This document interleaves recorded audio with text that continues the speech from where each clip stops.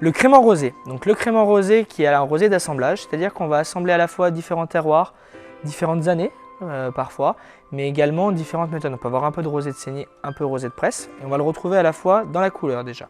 On a une couleur assez soutenue, qui est assez typique de tous les rosés qu'on peut faire dans le Val-de-Loire, mais également on va avoir un gros travail sur la bulle.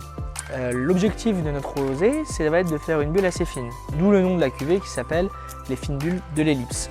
L'ellipse qui est en accord avec notre bâtiment et notre chai d'exploitation qui se trouve en ellipse au milieu des vignes. Donc on a une référence à la fois à la bulle et à la fois à notre bâtiment de travail.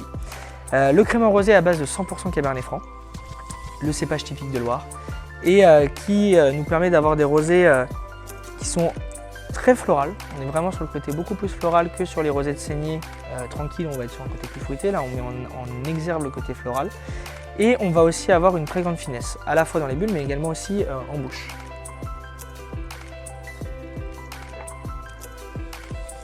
Donc cette finesse va se traduire à la fois par une belle longueur, mais après par une très grosse amplitude en bouche, avec pas mal de gras.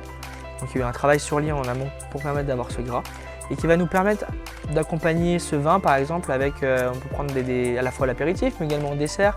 On pourrait penser à une tarte vigneronne, qui est à peu près comme une tarte aux pommes, accompagnée de confiture de vin rouge, cuite au four très rapidement. Et ça va permettre d'englober à la fois l'acidité de la pomme, tout en donnant un petit peu de relief avec la confiture de vin rouge.